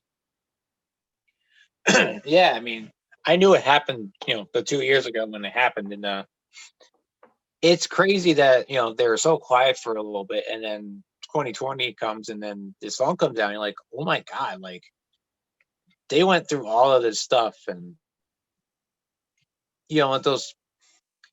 it's hard because you see these people on like, these scooters at Walmart and stuff and Price Chopper and whatever, whatever. And, I'm not trying to make fun of them or anything, but they will give you any excuse to say I'm unhealthy because of this. And you see people that just have a dream, and then I had no leg. Okay, I'm gonna make a drum set that's to me, and I'm gonna learn drums all over again, even if it takes me another 2 years to write a song. I don't care. I'm gonna do it. That's a good point. Damn. Yeah. Yeah. It's just like, and yeah, I got teary-eyed the first time I saw it, because I was like, oh my God, I didn't know they went through this. And I just love how the song and the video, where he starts to sing, is when you see them rehabbing. It was like, oh my God, yeah, they went through all this stuff. Yeah, That's crazy. And I'm not trying to diss those people in the scooters and stuff at Walmart. I know we like to make fun of them and stuff, but especially now with COVID, it's like those are the people that complain the most about their health, and they're not doing anything about it. And then you have these 5 random guys that, you don't even know. We're in people like you, no offense, but don't know who these guys are. They're in a bus accident. The truck driver and the bus driver died, and a drummer lost their leg. No, and they're still insane. And they're still making music. And then it's a tough subject, because I know people get offended nowadays with that stuff. But with COVID and stuff, those people in those scooters are the first people to say, I don't want to wear my mask. Why aren't you wearing your mask? And it's like, well, why are you still reaching for the cookies where you should be reaching for the apples? Yeah, you have to make these choices. And I think what this song brings in kind of contrast to that is that if you think you have it difficult, people go through different things, but yet they're still persevering. And it shows that they like kind of overcame a huge struggle. It was wild. It was really interesting to see the story behind it. So yeah, it was really cool, dude. And I appreciate you that you thought about this song to share. Yeah, I mean, they were on my radar for a while, and then this song came out. I'm like, yeah, I need to get into these guys. And yeah, 2020 was like the perfect time. See, that happens, dude. All right. Number 4. Woo, getting close. Yes, we're getting close here. This one was actually featured on my forward finds this year. There's a couple of those on this list. Actually, you have one of those coming up, I know. Be Like That by Kane Brown, Khalid, and Sway Lee. Really interesting choice, because I grew up with parents. My mom and stepdad loved country, so I've listened to a lot of the 90s, early 2000s country. And obviously I'll listen to a song and jam out, but it's not my biggest, it's not like in my normal go-to genres. But this song is quite the crossover, and it's really vibey. And obviously we just did a whole praise fest on Khalid, so you already know that. But Sway Lee, I think, is really talented too, and I can see a lot of potential with him. Obviously, like he carried Unforgettable for French Montana. Let's just put that out there on the record. But it's just a great vibe overall. And this is one of the songs where I was like finalizing the list, and my number like 3-4 slot was like open, and I'm like, where do I put there? And I'm like scrolling through my list, and it's more of like it came out in like I think July, August, so I don't have as many plays as my other ones, but that's just because of timing. And I looked at like, oh, that one, like I want that one on there, and that was kind of like my last one I plucked in the list. So it's a great track. I like it. It's just a cool vibe, and I think normally it would have more clout than it did. It's still a good clout. It's still popular on the charts, but there's such like a overbearing on hip hop this year that, and this has like some hip hop crossover, like pure rap is really high. So a lot of these like more crossover hits that I think 5 years ago would have had higher success are getting kind of pushed to the back, but there's still great quality tracks. So that's why I chose this one. I know you liked it when you listened to it before and thought it was a good recommendation. But what do you think about it kind of re-listening again and looking at it from a year-end perspective? Re-listening, I forgot who Kane Brown was at first. I'm like, oh yeah. But for some reason, it vibes really well with this song for some reason. It's really good, and whoopsies. I actually did. I was gonna say, where's our jizzle? Yeah. Whoops. Sorry about that. No, you're fine. But no, it was a good song. Kane Brown actually really, really works well with this song somehow. Mm-hmm. I don't know who he is. He might be a bro country, and that's why he works. But the song works, and they all got their chance to shine. And like Sway Lee is very underrated. I think he gets overlooked by all the songs he's done. Mm-hmm. And this is a question for you. Has he done the song by himself? I'm sure he has some smaller ones, but let me see. Let's look at a lot of his songs are features. You're right, like Sunflower, Unforgettable, this one, like, and do you know Sway Lee's like half of Ray Shrumman? Yes. Okay, you knew that. Okay, so yeah. Some people don't know that, so I wasn't sure. Sway Lee, let's see if he has his own songs. He has a song in the SpongeBob movie, isn't that interesting? Called Krabby Step. Oh, and he's also in Sicko Mode. You know that? Really? Yeah, he some like the faded vocals. He's on that one too. The only one he's on, he had an album from 2018. That's Ray Shrummer. So no, he's yet to ever have a solo album. Truly. So I think that's going to be one of those moves that once he decides to drop the solo, it might really pop off. Yes. Because all his stuff's either from Ray Shrummer or Shrummer. Do you know that means eardrummers backwards? They picked it because they like eardrummers, but I think it was taken, so they just flipped the name. Interesting. So yeah, that's there funny. You go. That's a fun fact. But yeah, outside of that group and his features, he has yet to do like a real solo project. So, okay. But yeah, no, great track. I love it. And like I said, like I know some Kane Brown songs, and he's a good singer. He's actually one of my friends from AT&T, like back when he was indie before he blew up, was like telling me like, "Yo, there's this dude on the rise. He's really good, Kane Brown." And I was like, "Oh, that's interesting." And like. This is like early, like when we were doing Momo, like 2014, 15, and now he's like one of the biggest names in country. It's pretty crazy. So let's see. Number 4 for RJ. Number 4. I forgot this was 2020, actually.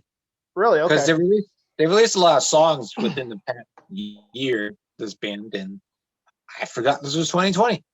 I was hoping one of the other songs was 2020, but it wasn't. It would have been number 1, but it's not. So, Mind Reader by Day to Remember. This was one of your forward finds, right? Actually, it wasn't. But one of the songs on here is. So, Resentment was a forward find. Oh, from them. But okay, I couldn't remember the song. 2019, I was gonna be like, oh, if that was 2020, that would have been easily number one. That's one of my favorite songs of all time. But actually, when Mind Reader first came out, I had the song on repeat. I thought it was so catchy. It was so different for them. I mean, they did a song with Marshmallow and stuff, but Mhm. and then they have a song Degenerates, which is different, but they've always been in that post-hardcore and rock scene. And this was a little different. It was still in that rock scene, but it had like a ska reggae kind of vibe to it. And I had it on repeat for like a couple months. I was like, this song is very different from them, but it's still like, it vibes so well with his voice. And the rhythm is just so, like, the rhythm is so tight. You can tell they've been playing for years together. It was really different. Yeah. It was really cool. I liked it because I actually listened to them live, and they're solid. Like, I had no clue who they were before I went to that like show back in 2016 to see Blink and SPAC, and I'm like, holy shit, this group's really cool. And I like have a couple of their songs on my phone. But yeah, this one was really interesting. I couldn't remember, so I'm glad you told me that. I mean, I wasn't sure if it was one you brought up before on the show, but it was really catchy, and I was like, dang, this is really cool. I'm like, I actually hit the like add to library on this one. So thanks for the suggestion.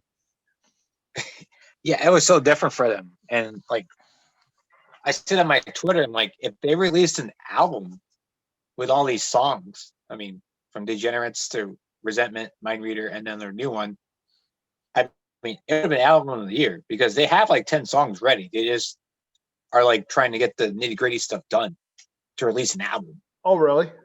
Yeah. That's why they keep releasing singles, because they're just like, hey, some previews. And like, guys, if you were to just release these songs, it'd be album of the year. Like, and it's because it's so different. Mm-hmm. You have to do It'll that be so good. nowadays. Yeah, I know. Yeah, pump it up. Oh, of course. There's no more MTV, so. Well, nowadays, yeah, there's so many ways you can get songs out there. So, are we ready for number 3? Oh yeah, this might be my hot take I did on my list, because this artist obviously blew up, but you would have thought the move would have been Blinding Lights for me. It's a good song, but I'm like, no, I gotta do different here. But I was trying to do it not because I was trying to be contrarian, but just because I was trying to think of songs I enjoyed. Another one, I liked Heartless, but I feel like Heartless was kind of like, that's sort of the Weekend you've kind of grown to known. So I was sort of like, yeah, like it's good, but I feel like I really want to give it to the true one. And then the third really big single off After Hours was this song, In Your Eyes by The Weeknd. And I feel like it hits that 80s nostalgia vibe that Blinding Lights has, but it kind of works more for how the like Abel's voice is in general, I feel, because a lot of times like I feel like Abel does well in like kind of that slower range instead of faster. He can do both. But I just really love this song. And I think I love like the whole saxophone part at the end. Just fucking gets me every time. Love it. And I just love the vibe of the song. And so when you're kind of like trying to narrow your list down and you're trying to be like, all right, where does things go? And I'm like, holy shit, I think this is top 3 worthy for me. I think this was a song that I really dug. And so that's why I picked it as my number 3 song. How do you feel about The Weeknd overall, as far as like, besides your feelings on this song? I like his stuff a lot. I think he experiments a lot, and I gotta give him that. Definitely. And we have these people that are like, oh yeah, he's a great artist. Like, no, he's an artist. Like, he knows, like, you can tell he has many, many influences from like Prince to like David Bowie to freaking probably even Journey with when they were experimenting with keyboards. Like, you can tell he has a lot of influences. Michael Jackson too, obviously. Some of his songs you can tell. Yeah, I really like his stuff. I think he's solid at what he does. What do you think about? So, did you like In Your Eyes? I love. Yeah, that song is great. I mean, like you said, the sax thing comes at the end. You're like, oh, okay, different. Yeah. Blinding Lights is so good. The first time I heard it, I thought it was like an '80s band. I'm like, oh, this is The Weeknd. What the hell? Mm-hmm. Like, he did it so well. Are you surprised that I flipped it the way I did? No, I think Blinding Lights, it's a great song, but it did get overhyped and stuff. But Still a great song. I mean, I'll pop it on when it comes on. I won't skip it. Right. No, that makes sense. Yeah, it was one of those where I was torn, and then I was just like, no, I got to do it. I will say though, my favorite Weekend song, hands down, the best Weekend song is "The Hills." That's a good one. Yeah, I do like Starboy. Starboy's That's good interesting. too. Yeah. But I feel like the guess- track "I Feel It Coming" was kind of a preview to this album. yes, I gotta give it to him. He's a great actor. Yeah. Yeah, If he's you watch the videos, the videos have been really fascinating. yeah. I mean, Michael Jackson used to do that all the time, like 10-minute videos. Mm-hmm. Bring back the 10-minute videos. We need some intrigue. Yeah, why not? Dude, big time. All right, number 3 for you. Number 3, another solid band. One of my top 10 favorites. Number 3 is "Locked in My Head" by Fit for a King. One of their more melodic songs.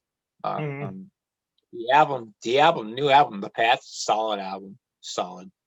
Good mix of melodic and heavy, and could have picked a lot of songs off this record, but this was the one that really spoke to me a lot and got me through a lot of 2020. I will say that. Actually, these top 3 songs got me through 2020, I would say. But yeah, I could have picked "Break in the Mirror," which is like the first single off the Path, or "Annihilation," which is like a freaking typical hardcore song. But "Locked in My Head" was just a solid melodic rock song that was like, yeah, it's definitely speaking to me. And it's one of their couple melodic songs that they release every year. And yeah, it's simple and it's to the point.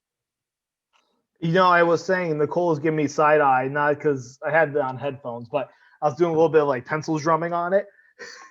It's just like, what are you doing? I'm like, and I was like shaking the knee. I'm like, I'm feeling this one. And it was a good track. I really liked it a lot. Yeah, I mean, honestly, I didn't really know who Fit for the King is, obviously, before knowing you. But yeah, it's a cool vibe. I dig it. It kind of makes you like, when you watch these lists and like follow stuff, you're like, yeah, I should like go into a genre more and stuff. And I feel like this kind of did that today. Because what I did too is sometimes when we do like our music stuff for the show ahead of time, if we're in a tight pinch, I'll listen to like 90 seconds and move on, right? So I get like a vibe, enough just to formulate an opinion. With this, because it was year end and it was really the main thing of the whole show today, right? I was like, no, I'm going to listen start to finish. Just listen like how RJ conducted it on the paper. Just be like, listen, feel like how's RJ in 2020? How am I feeling? And this was cool. It was a good vibe. I really dug it. It was a good playlist, dude. Yeah. All right. You should check them out. You should check them out. They're actually a new album. It's like a nice little how do I describe it? Nice little start on the path to metalcore, I would say. Okay. That makes Not sense. too crazy, not too heavy, but it's it's there. All right. Number 2. Oh boy. All right. This one's okay. So you can pick either one and it's catchy for me on number 2, but I feel like the remix deserves justice in my slot, and that's why I picked the remix. It's "What's Poppin'" with Jack Harlow, the new up and coming guy here, new in the rap game, or not new, like newer, right? You know, this was his year he popped off, one of the few people. Yes, but Jack Harlow, the baby fucking owned 2020. Tory Lanez and the GOAT, dude, one of the old goats, old heads, Lil Wayne. You know what I liked about this? Obviously, the beat's catchy and like the concept of the song I get, it's like it's really simple, but it's sometimes in hip hop you like that. Like it's a simple concept, so you basically have a breeding ground where you can just do whatever the hell you want in the verse. And as somebody who has like rapping ability and like enjoys hip hop, it's just cool to like listen to a song where just like artists are going off and you're just enjoying the wit, you're enjoying the bar flow, you're enjoying the cadences. And sometimes the songs you listen to them and it's like you don't get that collab that really feels good, or like there's one artist that carries the song versus another person. But with this one, I felt like all 4 artists bodied their verses. They did awesome. They did great on it. And the instrumental is just really, really smooth. It's interesting. And I've heard that a lot of like Jack Harlow's like older stuff is really catchy too. I need to dive into more of his catalog, but I really think he has a cool sound, and I think he has some potential. But I honestly think the Baby did awesome. Tory Lanez came out surprising. I wasn't sure what to get from Tory Lanez because sometimes he's a little Jekyll and Hyde on like songs of his. And then of course Lil Wayne, it was just like, oh, it just brought me some old Wheezy vibes. But yeah, that's why I picked it. I felt like it's good. My number one is just, I'll tell you why I picked the number one. But this one, I'm like, no, it's worthy of it. And I think I have to pick it number two. So that's why I picked What's Poppin' as my number two song. What did RJ think of What's Poppin'? It was good. I mean, it's not my go-to, but I do like that, 3 different voices. The beat's good. It's slower, which is, hard to come by nowadays for rap. Everybody wants to have that 120 beats per minute to be able to rap over everything. But it was nice for a change to have something slow, I think, in the rap game, because everybody wants to, boppity boop, blah, blah, blah, blah. Look, I can rap fast. Like, that's nice, but what can you do with it? You know what I mean? Obviously, Eminem was just like, when Rap God came out, I was like, yeah, we've seen enough for you. What else can you do? And he did that. Like, oh, okay. But like having this in your catalog, it's like, oh, okay.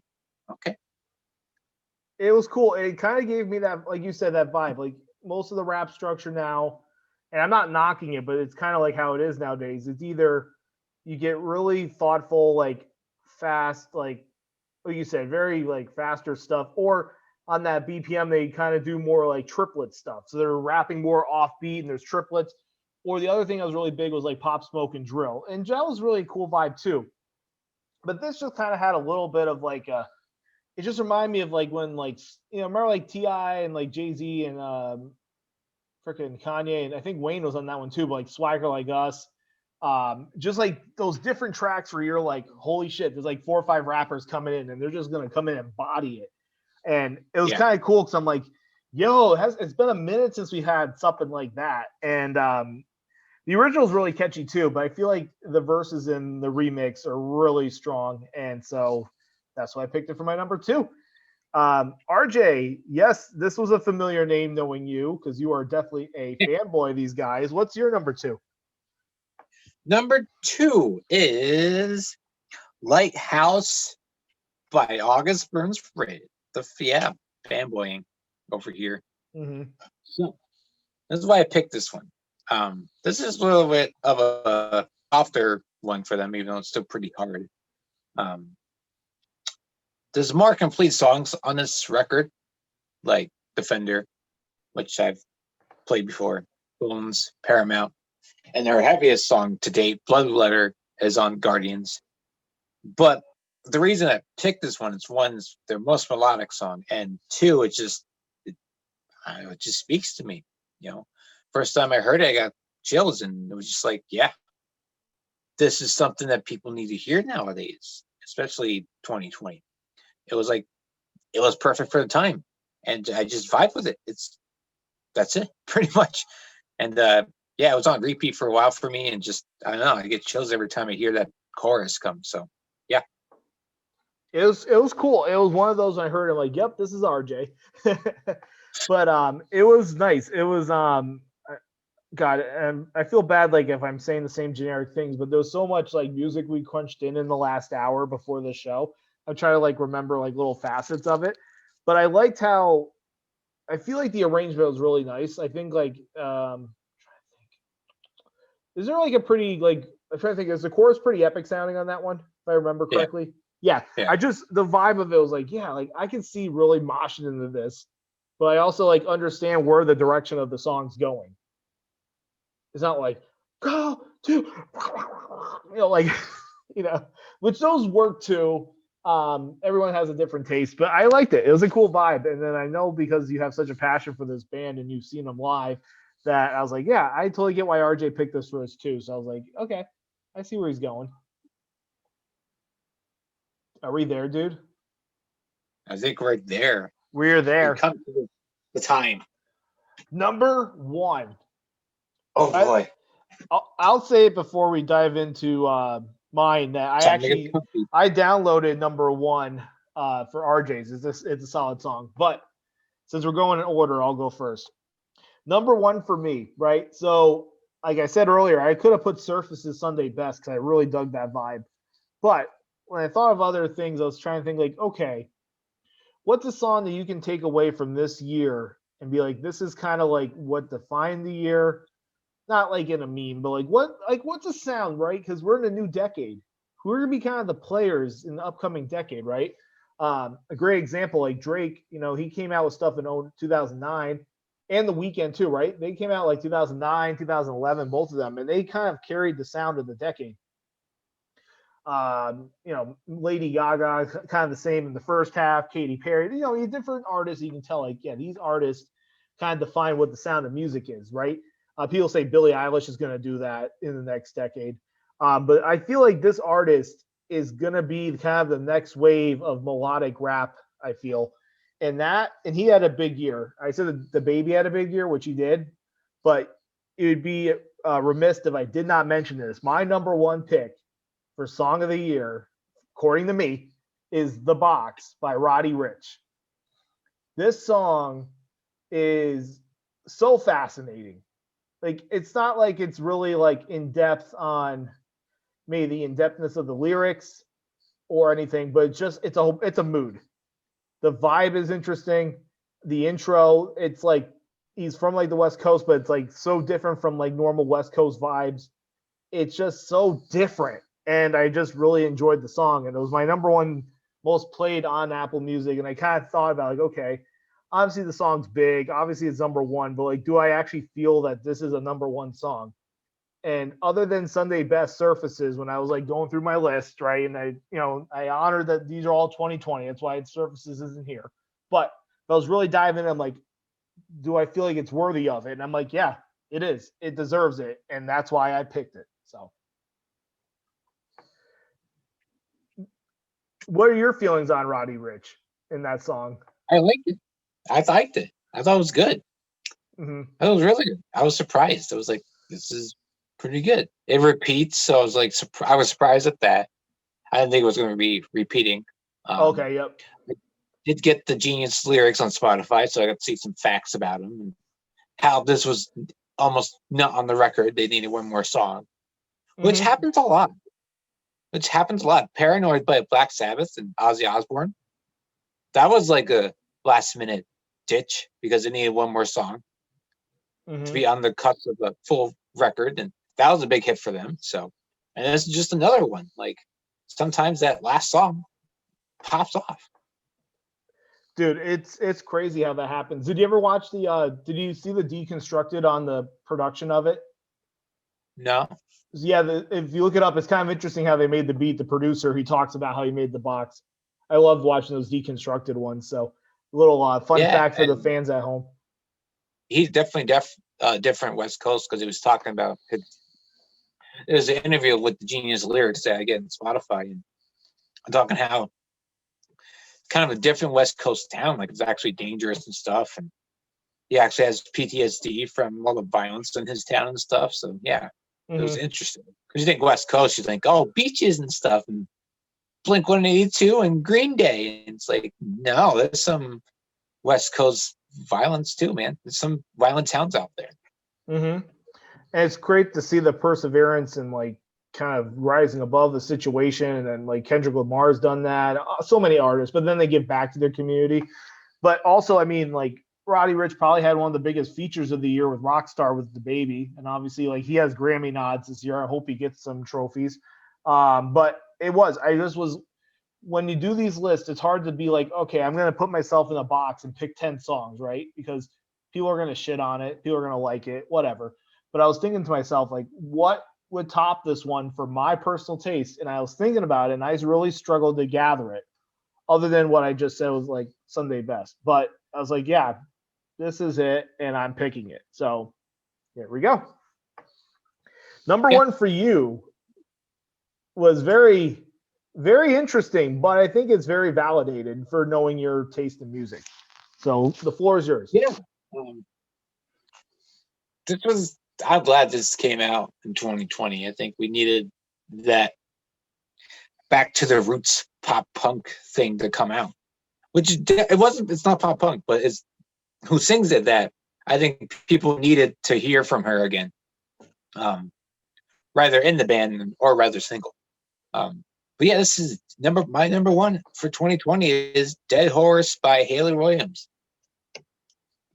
It's a good song. Yeah, I love this song. I mean, I don't know what magazine I read, but they did an article about her and how her solo stuff is. It may be, singing on hard subjects, but it's one of those vibes that people in the pop punk community will enjoy, even though it's different. And it's very different. And I like when singers go off on solo career, even if it's not a career, even just a couple of albums. I love when they do different stuff because some guys will go off, do their own thing, and just it sounds the same stuff that you just played in your other band. So really, what's the point? But when you go off and do your own thing and write some pop tunes or rock tunes that are very different from your band, yeah, it gets people chatting. And I like the song. I vibe with it. I love the lyrics. I mean, she wrote it for a different reason than I interpreted. And this is about Chad Gilbert from New Found Glory. They were married for a while, and nothing bad about him. I mean, I still like them. I still like New Found Glory, but they got divorced because he was doing other things that he should not be doing. The side piece. The C word. Yes, he was using the C word and the side hose and stuff like that. And so when she says beat you like a dead horse, it's like she kept forgiving. That's what that means. And I hope you cry because she was the one who started the divorce. And for me, the being a dead horse was like trying to get better by just keep going back to the same old stuff of anxiety and depression, which this does cover that too, because he was also verbally abusive towards her too in the relationship. So yeah, the song is definitely, it has lots of meaning. It's you're like, oh, just it sounds happy, but no, there's a lot of meaning behind that song. That's why I put it in number one. There's so much meaning to it.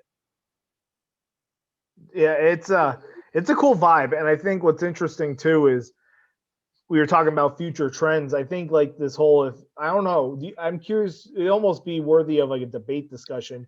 If like, not so much like traditional punk rock bands, but if like punk rock sounds are coming back into the fold, because you have like Mood by 24 Golden, Ian Dior, Machine Gun Kelly. Basically he like lost the battle with Eminem with rap beef, so he's now a punk rock dude.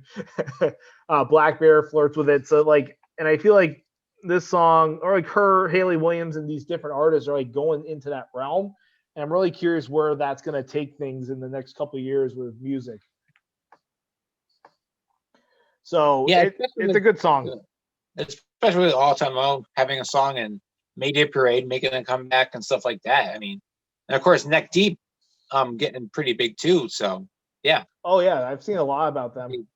Yes, definitely second wave almost of easycore. So that's pretty dope. Yeah. So dude, I don't know, God, I'm curious how long this episode is, but we definitely did an extensive dive on 2020. This might have to be like a 2-part show. Like twice a week we have to release. Maybe. I'll have to see what it clocks in at. But yeah, before we go, right, because this is our last episode of the year before 2021. Don't worry, we're going to be steady. Maybe a week off at best, but we're going to be cranking them, so don't worry. My question to you is two things. What are you thankful for in this year? I know it's a loaded question, but it can be big picture, little picture. And then what do you hope maybe to see in 2021 music-wise or personal, whatever. You do you. I'll do both. Okay. What I am thankful for in 2020 is obviously, I think for you too and for your family, I think we all should thank our doctors, our therapists for sticking it through. Yes. Thank you all essential workers, like straight up. dude. Like True. grocery store For- people, medical teams, Yes. like first responders. God, like they should get. And they should get all the awards because you have their own Grammys and Oscars anyway. Mm-hmm. But even for our personal doctors and personal therapists, thank them for improvising, for making sure we get care. Thank you for whoever, making the medications affordable nowadays. Thank you for those people. I don't care who did it. I don't care if it was Trump. I don't care if it was his office. I don't care. I don't care who it was. But some medications right now are affordable for people, and we have to thank them, especially in COVID times. Mm-hmm.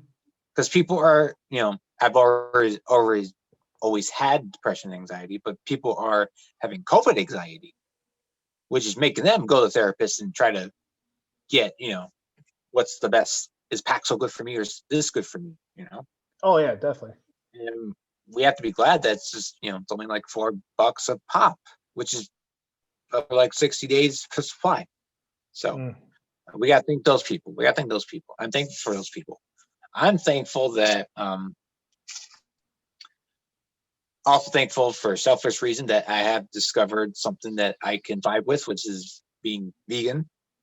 I've struggled a lot with eating and finding a way to, especially with dairy and stuff, like, when I ate meat, I would mistakenly eat dairy because some chicken comes with cheese and stuff like that. That's a long story. Hand in hand, yeah. Yeah, and it comes hand in hand. You know what the breading is. The breading might have egg in it, and you might be like, oh, why am I feeling sick? I just had chicken. But some breadings do have egg in it. And I'm glad I found that out. And, my body's feeling good. I got to give myself credit, too, for dealing with COVID and, avoiding it and taking the precautions and getting my metabolism good, getting my immune system good, taking my vitamins, make sure I get water, make sure I drink a gallon of water a day. And, I know people like, it's the mask, it's social distancing. Well, yes, but you have to do the other 90%. Mm-hmm. You got to drink 8 glasses of water a day. You got to make sure you get vitamin C. You got to make sure you're eating your veggies. So that's going to help you fight when it gets really cold out, when there's negative 20 outside, and your immune system's like, it's freezing out. I'm going in starvation mode. You better have those nutrients there. A lot of people, I don't know, it's a PSA, but a lot of people don't realize that. Like, you need your immune system right now. I kind of just realized, obviously you've always been healthier eating, but I forgot that you went full vegan this year. It feels like it's an eternity ago. I know. No, I have to say, one of the few things I did this year, mind you, I'm not saying it's like I'm being thankful, but just since we're on a health topic, I cut out like no soda and other than like maybe occasional cranberry juice and Arizona iced tea, like no sugary drinks. I've really stuck to like seltzers, water, unsweetened iced tea, beer occasionally, but like I really try to like not do soda. I've been scouts on other than like 4 sips this year. And that's when because my wife did it too. And other than like one time she's like, oh, I was craving a cherry Pepsi. I took like 2 sips. My gut fell off. I'm like, yeah, I'm not doing it. Well, other than that, nothing. And I'm proud of myself for doing that because most people do these resolutions like health related and don't like fucking follow through. And I actually followed through with something that's a lifestyle change. And I'm proud of that. And I want to do more in the coming years. This coming year, but it's just cool. I'm happy about that. So since you're talking about the vegan train and stuff, and I always like applaud for what you do. You know what I mean? It's not for, I'm not saying it's the right call for everybody, but you're true to yourself and you actually do it. And you're like, you practice what you preach and you're very informative and you always like send facts and figures. And it makes me really think about these things and like, yeah, like I should have more veggies in my life and not be so meat dependent or like processed food. And it's really good to be aware of it. So thank you for that as a friend. I really mean that. For me with 2020 being thankful, and we'll dive into our 2021s and then we'll wrap, then we'll leave because you guys are probably sick of us talking, but I'm very thankful for, I'm thankful for my family, my wife and everybody else. I'm just thankful that through these tough times, I have a great ecosystem of my wife, my in-laws, my sister-in-law. I did a lot with her, their campaign this year. I'm thankful for I'm thankful for my new job that I got in March. I do marketing and IT at a car dealership. And this is the first time for a job that I've ever been in. And obviously, jobs have pros and cons. I'm not trying to say like I won the lottery on something, but it's really an environment that I feel like I can actually do things that I have interest in. Like I'm not stuck in something I'm justifying. Like, yeah, I guess it's okay. Like I actually am like, you know what? I'm good. I go to work. I have a purpose. I have like my own like sort of like I'm not micromanaged. I kind of do as long as I do what I take care of what I need. It's a great relationship. I do what's expected. It's a really cool vibe, and I've never really had that in a working profession. So it's really nice to have that. Musically for 2020, I have to think. And mind you, like I said with RJ said about COVID and first responders, I blanketed. I'm not discrediting that. Thank you so much. And I really hope through, whether it be through like a government standpoint, private sector, that there's a way that you are taken care of.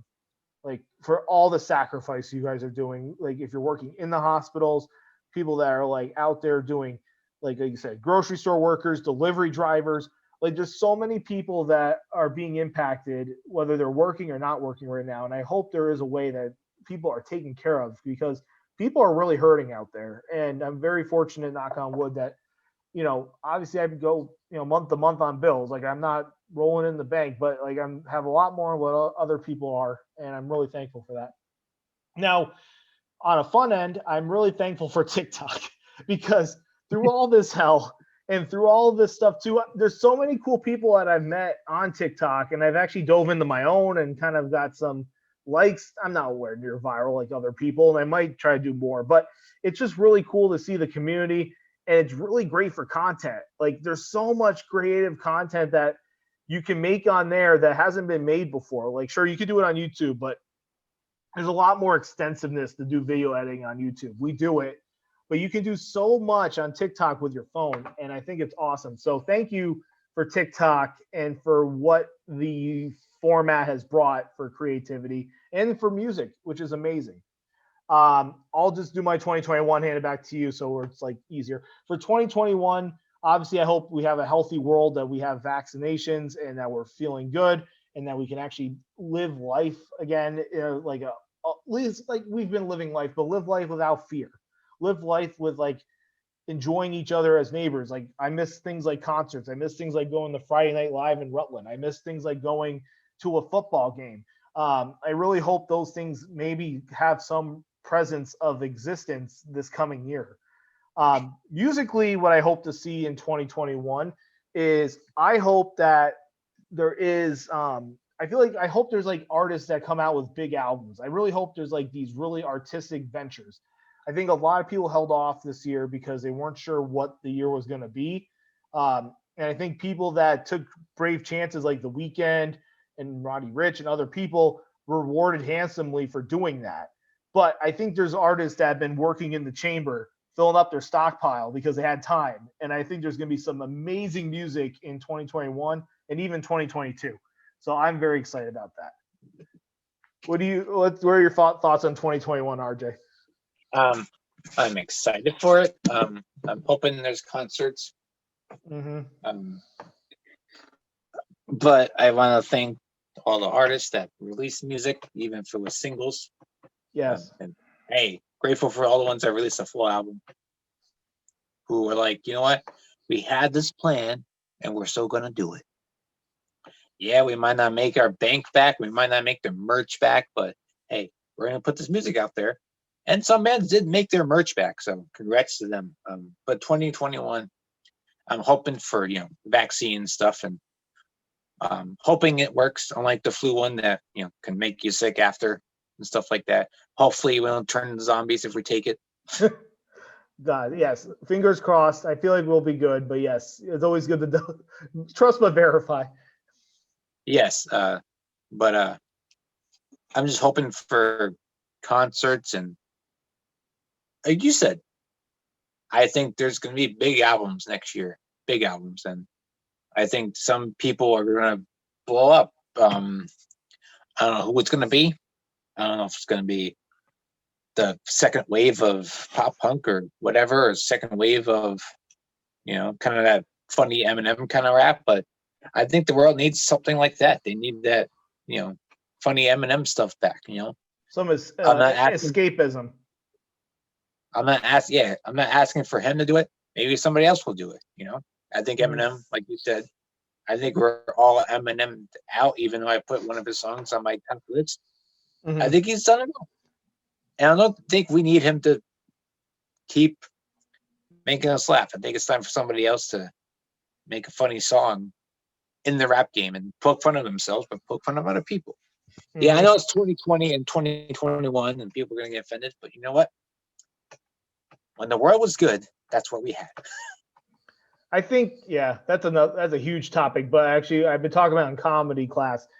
I think that with any sort of humor, you can do things risque, but I think it's a matter of it's about tone. It's about intent. And I think as long as that's like how you handle it, you can always make people laugh and they're going to respect that. You don't mean any harm or foul. So, dude, this has been a good show. And yes, we can't say thank you for Wingman of the Year and thank you for listening to us on Streaming Cassettes because we were doing shows. We did a little bit of the Max On Mix Off earlier in the year, and we were like, it was good. It was a good hangout, but we wanted like a direction. We took some time off. I wasn't sure I was going to get back in podcasting. A little PTSD from previous stuff.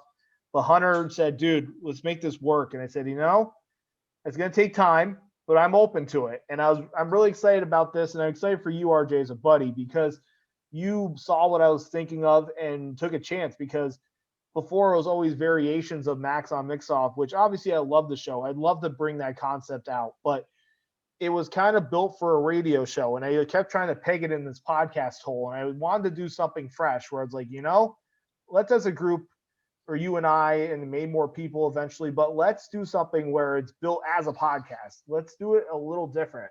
And I'm really excited about what this show is and what it could be.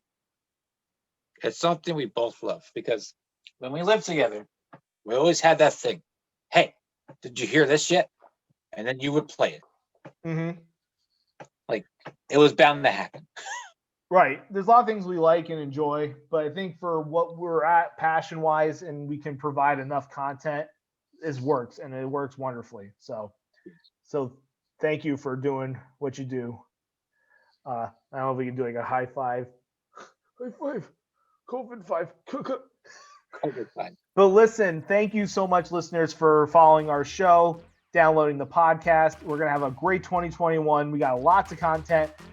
You might be seeing as you watch these episodes, we're kind of trying to transition a little bit. It's still obviously debates and stuff, but we're going to bring in artists. We're going to have more guests on. We want to make sure that people are hearing music on the up and up, along with the big players too. But it's about the little guy. We're all growing together here. So thank you so much for all you do. Thank you for listening. This is Streaming Cassettes, signing out.